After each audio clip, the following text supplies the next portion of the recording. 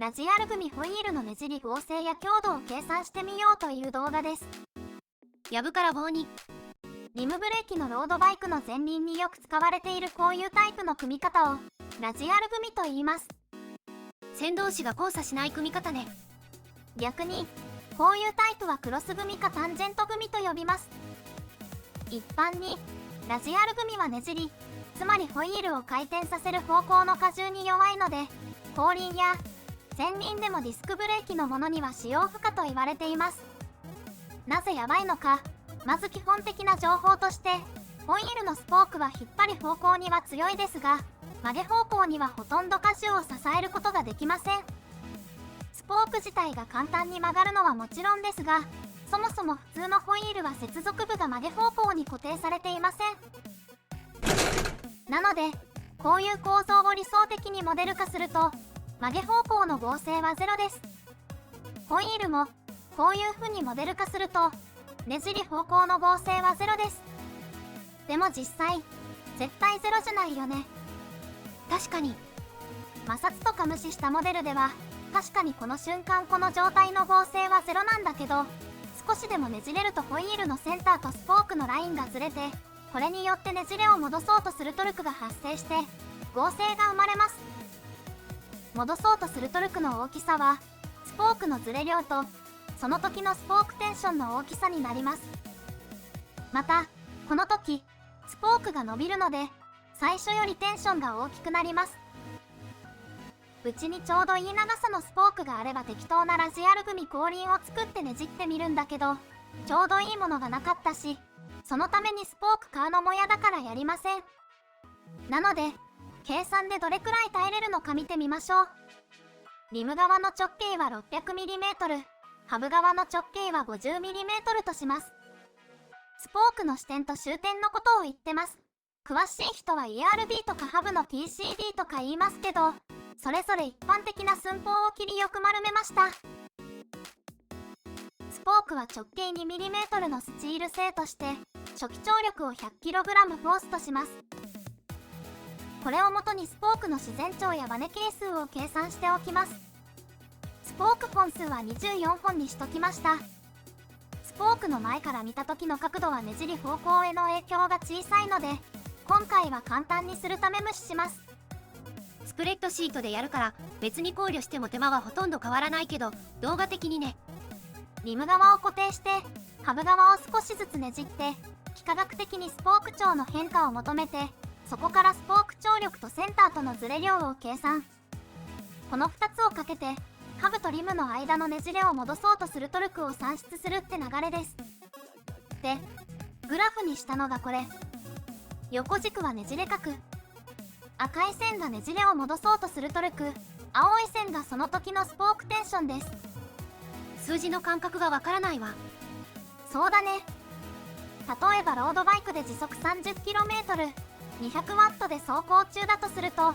かかっているトルクは約 8Nm くらいになります。余裕そうじゃない。でもこれは平均値で、実際はペダリングに連動した波があるから、この数倍のトルクがかかるタイミングがあるはずです。だとしても数十ニュートンメーターね。仮に 30Nm とすると 2.5 度くらいねじれて、張力は 110kg フォース程度まで上昇すると予想できます。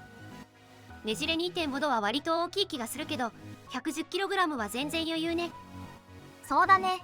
実際にスポークが破壊されるのは 200kg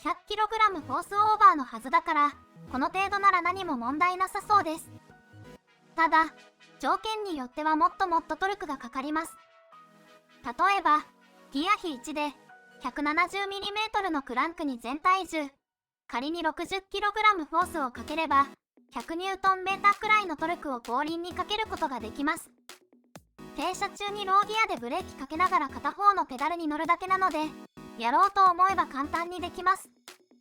実際の走行でも、激坂ならこれくらいかかるタイミングがある気がします。この時、ねじれ角は 6.5 度くらい、張力は 135kg フォースってとこかな。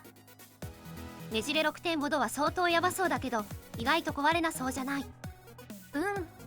もうちょっと壊れやすいかなと思ったけど、意外と耐えますね。まあ、タンジェント組が発明されるまではラジアル組で駆動輪も作ってたわけだから、一応使えるレベルなのは当たり前かもしれません。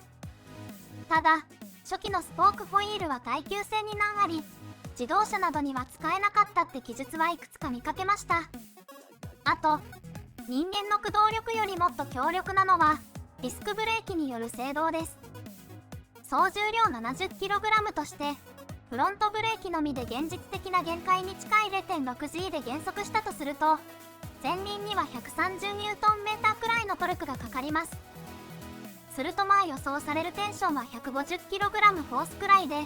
一発で壊れはしないだろうけど、かなりヤバそうです。ディスクブレーキ車にラジアル組が存在しない理由ね。そうだね。このねじれの弱さを克服したのがタンジェント組です。あるいはクロス組。ラジアル組ではハブがねじれることにより、センターとのズレが発生してトルクを受けることができるようになりましたが、そのズレはせいぜい数ミリメートルです。タンジェント組では最初から大きくズレを確保しておき、初期状態からトルクを支えられるようになっています。傾きが片側ではその場を維持できないので、逆向きのスポークもつけて、互いに支え合っています。せっかくだから、タンジェント組でどれくらいねじりに強くなるのか、こっちも計算してみましょう。同じハブとリムの設定で、2クロス組と呼ばれる組み方をします。これなら最初から 20mm 以上のズレを確保できます。で、計算してラジアル組のグラフと並べるとこんな感じです。横軸のスケールが違いすぎて、一緒のグラフにプロットすることすら難しいです。なのでタンジェント組の横軸は、ラジアル組の10倍に拡大しました。タンジェント組の方に線が多い理由は？こっちの下に傾いている線は、タンジェント組の緩む方のスポークテンションです。タンジェント組にねじりが加わると、半分のスポークが張って、対になるもう半分が緩んで、その差によってトルクが発生します。両方同じくらい寄与してるから、よくある半分のスポークで支えてるって主張は間違いです。さて、両方を見比べると、同じくらいのトルクを支えるのに、タンジェント組は10分の1以下のねじれで済んでいることがわかります。ねじり方向の合成に10倍の差があると言っていいと思います。また、トルクに対して張力の変動も小さい幅で済んでいます。タンジェント組は角変化が直線的になるのもポイントです。というかラジアル組の方が特別なんだけど、次に張力とトルクの関係が分かりやすいように、横軸トルク、縦軸張力にして一つのグラフにしました。実際の使用域の数十ニュートンメーターの領域ではあまり差がないどころか、ラジアル組の方が若干変動が少なかったりしますね。ちょっと意外です。でも、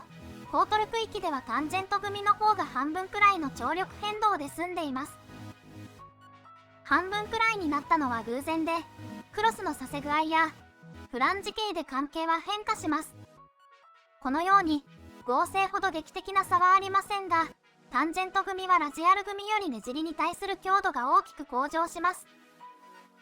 というわけで、タンジェント組はねじりに対してラジアル組よりも圧倒的に優れているので、広く使われているわけです。もちろん、ラジアル組にもメリットがないわけではなく、他の条件が同一ならねじり以外の合成はタンジェント組より高くなりますし、重量もわずかに軽くなります。ねじりが加わらないリムブレーキ車の前輪なら、ほぼメリットのみを享受できるので使用されるわけです。あと使えるのは動力のない荷車の車輪くらいですかね。で、たまに気にする人がいるのが、後輪にも片側がラジアル組のホイールがあるけど大丈夫なのってやつ。例えばこのホイールは G3 組と呼ばれ、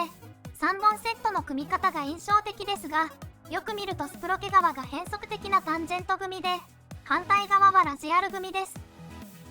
逆にスプロケ側がラジアルで、反スプロケ側がタンジェント組のパターンもあります。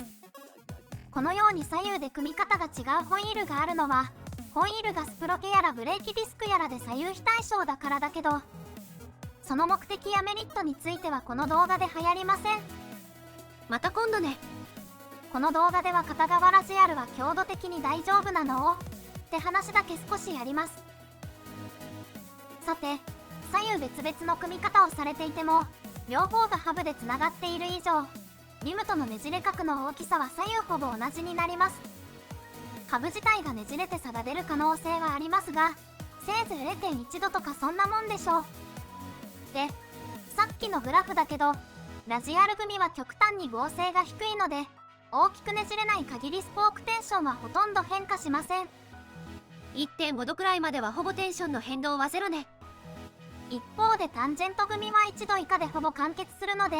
ねじりに対してはほぼタンジェント側が支えて、ラジアル側は何もしないし、負荷を受けることもありません。ラジアル側が危険になるのは、このモデルの場合は10度くらいねじれた時だけど、そんなにねじれる前にタンジェント側が完全に壊れてます。弱い方が先に壊れるとは限らないのね。こういう並列につながった構造の場合は強い方、というか合成の高い方が先に壊れるパターンが多いかと思います。同じ長さのゴムと鎖を束ねて引っ張ったら、鎖が切れない限りゴムは切れないってのと同じです。なので基本的に片側はラジアルでも大丈夫かと思います。とはいえ、汎用の手組み用ハブで片側ラジアルはリスキーかなと思います。単純にねじり方向の強度や合成が半分になりますし、タンジェント組用のフランジはラジアル方向の強い荷重を想定していないので、フランジ穴付近が破損しやすくなると聞きます。専用品は対策されていて、例えばさっきの G3 組のハブの場合は、タンジェント組側のフランジが一般的なハブより 1.5 倍ほど大きく、片側で十分な合成と強度を確保できるように設計されていると読み取れます。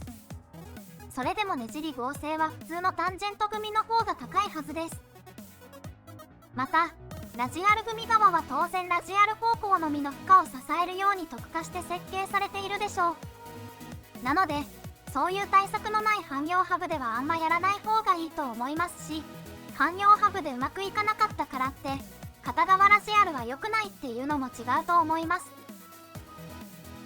最後に、余談ですがラジアル組は張力を上げるとねじり方向の合成も上がります。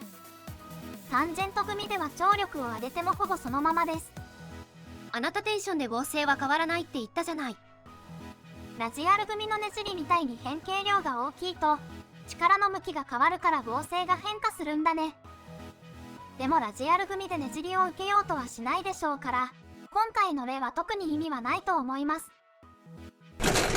というわけでラジアル組とタンジェント組の動画でした。この動画を面白いと思ってくれた人は高評価とかチャンネル登録をしてもらえると嬉しいです。動画の感想やリクエストも待ってます。それじゃ、バイバイ。バイバイ。